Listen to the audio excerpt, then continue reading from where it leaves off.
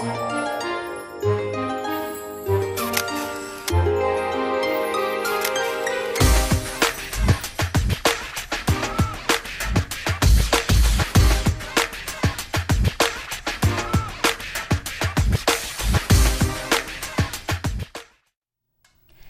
everyone and welcome to Off the Cuff, where the headlines come to life, and today we are discussing one of the proposals that you are going to see on the ballot in November. So this is an educational program, so we know exactly how to vote and exactly what we're voting for. And we have Dorian Tyus, who's going to educate us in regards to this particular proposal, which is called Proposal 2.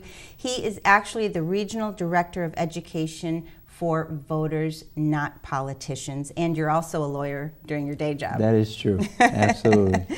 Well, good for you. But Dorian, this is something that sort of sparked a passion in you in regards to this process and to what voters are going to be seeing on the ballot in November. And the name for this is called Voters, Not Politicians, but it's really directing our attention to what is Proposal 2, correct? Correct. So tell us about that. What is it exactly, and what do we need to be prepared to be able to vote in the correct way once November comes? Okay. Well, first of all, thank you for having me. I greatly appreciate it. Welcome. We're honored to have you. Absolutely. Voters Not Politicians is a nonpartisan organization made up of volunteers. It's grassroots. It started approximately about 2 or 3 years ago with its founder who, through talking with some of her friends, realized that with the upcoming 2020 census that we needed to do something about redistricting. Redistricting happens every 10 years after the census, and currently the way that this process are set up with the Michigan legislature is that the legislature can set up voting maps which determine the districts that we vote in. And currently the issue is that the voting maps are done to manipulate the people's vote. So with the census, like you said, there's mapping. So you know where there's clusters of certain people within different cities, and so the redistricting comes in where they change the boundaries around. Correct. In layman's terms. Correct. So the voting maps and determining the districts is done for congressional maps, which is our congressional representatives, as well as our Michigan Senate and Michigan House representatives. So they, every 10 years, based on the population, which takes in consideration the census, there has to be equal population in each of the districts. And so what they do is they use public information and also computer and software data to currently draw these maps. Now the problem is with that is that the current process is done by politicians. And as a result of that, no citizens have any input on how their congressional districts look like. And that's an issue because politicians do it for their own self-interest, and hence the name Voters, Not Politicians. So what we want to do is insert voters into the process, take politicians out of the process so that it is fair, impartial, and transparent when it regards to redistricting in these voting maps. So, and I'm going to ask you this question. So, do they look at where there's more Republicans, more Democrats, and then sort of draw the lines there? Is that how the redistricting process works right now? That is yes, that is how it works currently. So the way that it's done is that based on the Michigan Constitution, the legislature is able to determine it. The party in power, which in this case is the Republican Party, they're able to draw the voting maps because they have control of the Michigan Senate as well as the Michigan House. And so what they do is they take the data based on political affiliation, and what they try to do to ensure that their voting, that their votes will ensure that they get reelected is that they pack individuals based on their political affiliation. So for example, District 14, which I live in, which is in the city of Detroit, District 14 has Cobo Arena, it has Grosse Pointe Yacht Club, it has Southfield Pavilion, and it goes as far north as Pontiac. And so this voting map does not include specifically the community interests of all those individuals. However, because those people that live in District 14 usually vote a particular way, in this case, Democrat, they've been packed together in District 14. And as a result of that, the surrounding districts are diluted. And so it's easier for politicians in the surrounding districts to get elected, and that's an issue because it's unfairly balanced based on the overall population. So the word gerrymandering, comes to light, and I know a lot of people hear that word, but they really, don't understand the specifics of it. So basically, this is the process of gerrymandering, and redistricting, and when you look at the boundaries too, sometimes you want to look at a map, and it should be sort of, cut and clear, correct? But in this process, you have different things going around to make sure that certain individuals are in certain districts. So what do we do? I mean, this is a nonpartisan issue for Democrats and Republicans, because you want a fair vote. You want to protect the democratic process every way that we possibly can. So what do we do as citizens to be able to make sure that voting is fair, democratic, and not being manipulated for a certain party's advantage? So what do we do as citizens? That's a great question. So the first thing I like to highlight is that we are nonpartisan. The issue with gerrymandering happens in Michigan, but it happens across the country. So specifically within the state of Maryland, the Democratic Party gerrymanders, and they have a significant advantage. So what we want to do is basically take politicians out of the process, because it's in their own self-interest to get reelected, to manipulate these voting maps so they have an unfair advantage. And so what the solution is that we want to establish an independent citizens redistricting commission. And so voting yes on proposal 2 in this November will establish that independent citizens redistricting commission. And it's going to be a 13-person commission, which will be made up of voters, not politicians, no special interests, no lobbyists or anyone related in that regard. And that commission is going to be responsible for drawing the voting maps that we vote in. So how are those people going to be selected? I know you said they were, but who's going to be selecting them, and who's going to be putting them on that particular commission? That's a great question. So once the legislation passed, hopefully in November, in January, the Secretary of State is going to be responsible for administering the process. And so what they're going to do is they're going to send applications, random applications to 10,000 eligible voters, which are individuals that are registered in Michigan to vote, not politicians, and some other criteria in the amendment that we're going to propose. In addition, and hopefully people that have a record of voting. You know what? That's not one of the criteria. No. Okay. And so as long as you're eligible to vote and you're not disqualified based on the criteria, you can participate. Okay. In addition to that, they are going to, anyone that wants to participate in this process can also file an application online, as long as it's a complete application that it can get processed. And then after the Secretary of State takes all the applications through a particular time frame, they're going to randomly select 200 applications. Now the interesting thing about that is that of the 200 applications that come in, 60 have to be Republican, 60 have to be Democrat, and then 80 have to be of someone that don't identify with either party. Exactly, independent. And so as a result of that, the point of that is to make sure that we have, we represent the broad political views of the state of Michigan. In addition to that, the goal is to target the demographic makeup of the state of Michigan. So with this random selection, they're going to go from 200 and then they're going to whittle it all the way down to 13. But in between that particular time, each party, Democrat and Republican, are going to have the opportunity to have up to 10 strikes each to disqualify people that may misrepresent their actual political affiliation.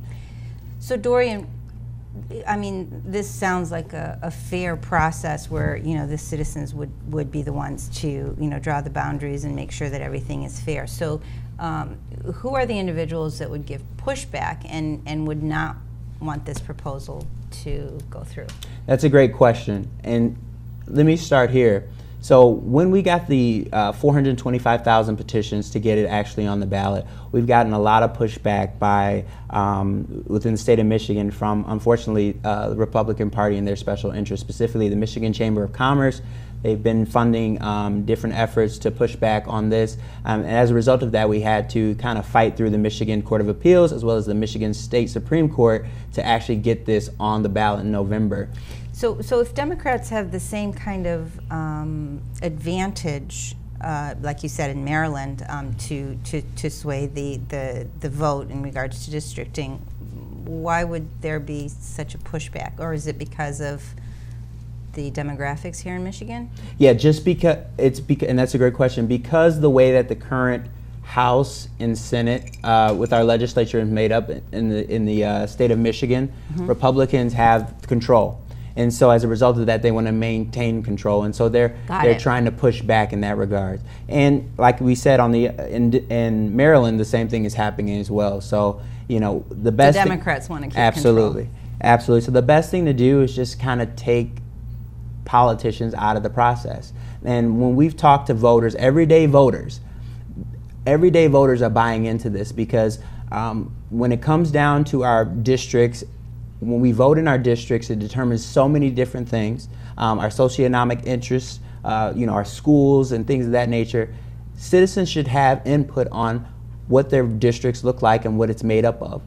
Just because I live in the city of Detroit or in Dearborn, for example, I may not have the same interests as somebody in Pontiac. And so it's unfair for someone outside of the process to manipulate voting maps for their own interests and not thinking about the people. And when politicians don't have to listen to you and I, they listen to special interests, they listen to lobbyists, they listen to dark money, and that's what we're trying to change. So why was this a common practice? Why was this even adopted in terms of the redistricting, and how did it sort of get out of hand in regards to, because even within my own district here, I've seen the changes, and certain representatives become representatives of different areas and things like that. So it is a bit confusing, and you just sit there and go, what happened? So how did this become a common practice? And I know you said it was for the advantage of each of each party, but how did it get so out of control? And I actually attended a wonderful educational process in regards to being able to learn about this, and you have individuals who are going out and making presentations to various groups. But how did this actually become an issue? I don't think it was an issue, from the very beginning of our voting practices. But how did it become an issue, and how did it sort of just keep moving on and gaining momentum? So that's a great question. So Article 2 of our Constitution allows for representation through the legislature. And so what happened back in the 17th century, 1800s, there was basically a swath for the congressional districts, they would just vote in large swaths, and as a result of that, a party in power would get most of the congressional districts. So in around 1852, give it a take, they had. Well, I didn't think you were going to be that specific, but I love it. Go for it. 1850s. Let's go there. Let's do it. There was an act that was passed that basically Congress passed an act that said where the goal was that each district would have a single member representative, and as a result of that, each single representative, they would be able to determine the voting maps. Now, the term gerrymandering actually comes from, there was a governor with the last name Jerry, and he drew in Massachusetts a voting map so that he could get an advantage for his Democratic Party. And so the design of the voting map actually looked like a salamander, and so they coupled his name with that, and so you got gerrymandering. I never knew that. Okay. Yeah, so that's kind of really how it's happened. And so fast forward, let's go to the 1960s. People have been using voting maps to suppress specifically communities of color and historically disadvantaged communities.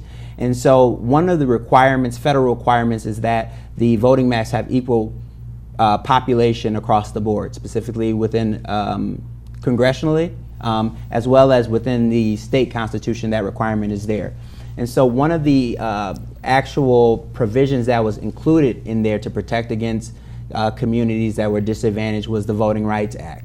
The Voting Rights Act protects against packing and cracking of communities, which means that basically for racial gerrymandering, you cannot draw a district map for the sole purpose of blocking one community, packing one community to dilute the vote. And so I say all that to say that there has been, throughout history, there's been an effort to ensure that drawing these voting maps is equal and proportionate to basically the interests that are within the interests of the individuals that are in these particular districts. And so in 1983, around about, the way that it was done, there was a Supreme Court case that basically allowed for voting maps to be done by the legislature here in Michigan. And so ever since that time, the voting maps have gotten out of whack, and they're currently very so out of whack that now we see that there's extreme partisanship on both sides. Our current climate is extremely partisan as a result of the legislature drawing voting maps to dilute the vote so they don't have to cater to moderate voters.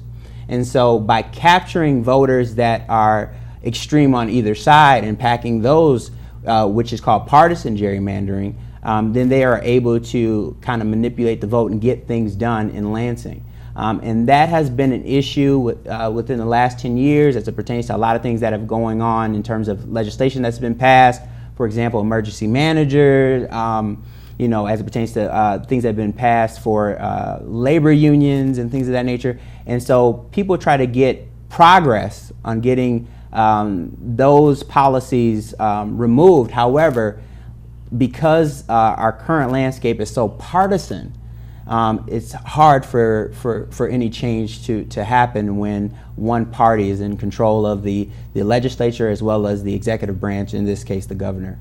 So let's look at on a broader sense in terms of the country and voting in regards to electoral votes and how many each district can get. Now, what's the relationship between the gerrymandering, the redistricting, and the votes that sort of put people in power? Sure. So congressionally, so nationally, on the congressional level, it's based on population. And so with the House of Representatives, based on the total amount of the population in the country at that time, done at a census, the next census 2020, they break up. And that still relates to the redistricting process. Correct. Okay. Correct. And so after they take the data for the census and get that population count, that's how they determine how many House seats are going to be apportioned. And specifically, the same thing happens within the state. And so that's why it's very important at this particular time that everyone votes yes on Proposal 2, because the census is coming up in 2020. And if we don't change the way the process is done now, then they are going to be able to draw voting maps for the specific purpose of, you know, getting themselves reelected. And we can't do anything until 10 years down the road.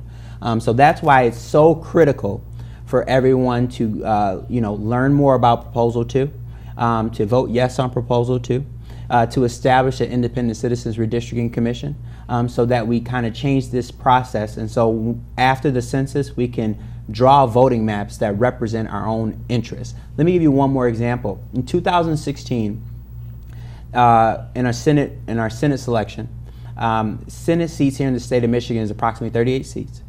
And although the population here in the state of Michigan is relatively even, 49% Democrat, 48% Republican, the rest independent, the seats for the Michigan Senate went 27 and 11. 27 Republican, 11 Democrat.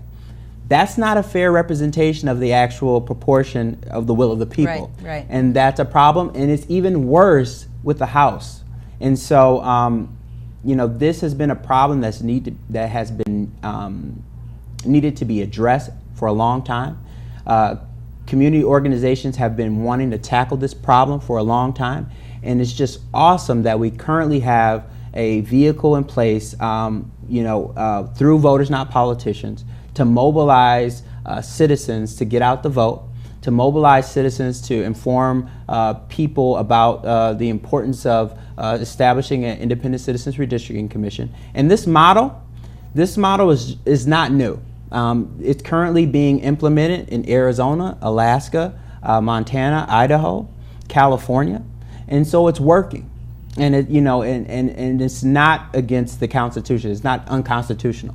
And so it sounds constitutional, absolutely, and more democratically correct than what we're seeing at this point. Absolutely, and just putting the people first is extremely important, because when we put the people first, we all rise. And it's important for our policies that we take control, we take out special interests, and things are done and open. You know, Dorian, when you look at the national scene, you sort of wonder, what happened with our democratic process? What happened to we the people, for the people, by the people? Right. And it is scary. And something like this is really bringing it back into the control of those citizens who are living in those different areas, and who have a right to be able to have their voice heard in regards to what's important to them when they're at the polls. So this is definitely something that makes a lot of sense, and really, I don't think it's something that needs to be changed. I think it's something that we need to go back to the basics to, and sort of divert that change where people take advantage of the process and the system. So this movement, which is called Voters Not Politicians, I know that you're going door to door. You're creating educational sessions for people to actually go out and be spokespeople for this. So tell us, who are the people that you're talking to, and well, first of all, tell us how you're getting people to come in. How they're getting educated in regards to be able to, talk to people, and because it's a complicated process. And you growing up, I heard the word, gerrymandering. Gerrymandering. It's like, wow, that's such a cool word, but I never really understood it until you sort of learn it in high school and what have you. But what are you doing to educate people and have people go out there and convince people that we need to go back to the basics? We're going one voter at a time. And I compare it to basically chipping at an ice block. Every person that we come in contact with, specifically me, I'm always telling them vote yes on 2. They're saying, what does that mean? And we get into that conversation. So what we're doing is we're doing a lot of community outreach in the way of canvassing, so going door to door. We're also doing phone banking. We are educating anyone that would like to learn to become presenters, so that they can go back to their specific community center or church or synagogue or what have you, and talk about Proposal 2. In addition to that, we are also taking advantage of social media and trying to get our message across. And the biggest thing, one thing that you said that was very important, is that this message resonates with people, just because of how partisan our politics have become. And so when we have been engaging with individuals, it hasn't been difficult for them to get on board. And so we're just trying to spread our message. We thank you for helping us spread this message. Of course. And our goal is to continue to not only inform our communities within this particular area, southeastern Michigan, but this is a Michigan-wide movement. There is a lot of support, Republican, Democrat, across the state for this to get done. And like I said, we have over 4,000 volunteers, and that's almost unheard of. It is. And like I said, this thing has been organically done. It's a grassroots movement, and we're extremely excited about telling people about Proposal 2, and that excitement is coming out when we talk about what we can do, because this particular time of seizing this moment, it's special. There have been organizations that have been trying to tackle this problem for a long time. And so this is a special time and a special moment, and we're trying to convey that message and let them know what this not only do for people today, but for our children and our grandchildren. And so that message and that narrative has been hitting home with people, and people are getting involved. So, How do people get involved? Sure. People can go to www.votersnotpoliticians.com. They can get more information concerning the Independent Citizens Redistricting Commission. In addition to that, they can volunteer. There's a link there where you can volunteer. Regardless of where you're located in the state of Michigan, we have field offices that are near you. We are always looking for canvassers. We're always looking for presenters. We're always looking for someone to just tell a friend with phone banking or whatnot. So regardless of your ability to get out there and maybe knock doors, we have a place for you. So we're always excited on taking volunteers. Well, Dorian, when I attended the session, and I was invited by Zaina Zamuta, who I love dearly, and who's a dynamic gal. But what I loved about it is the diversity of the individuals that were there. You had students, you had seniors, you had professionals. So it was a gamut of individuals that are passionate about this, and that really scores to the concept of Proposal 2, where it does affect people from right to left. Absolutely. And it's something to be very concerned about, and to sort of take back, that privilege of voting and having your vote count. Absolutely. And when you feel like your vote counts, that increases the participation of all involved. And so we're excited about that. Absolutely. Well, very eloquently put. You've educated me today. I never knew gerrymandering came from salamander and Jerry, so I'm going to remember that quite clearly. We have the information on the board for you if you would like to participate and sort of take our rights as citizens back into our own hands and make it fair for everyone and have our voice heard. So it's up to us. Please remember to vote in November. Regardless of how you vote, go out and vote. It's a privilege and it's our right as citizens. Have a wonderful day. Dorian, thank you so much for so eloquently educating us about this process. And everyone have a good day and hope to see you at the voting booths in November.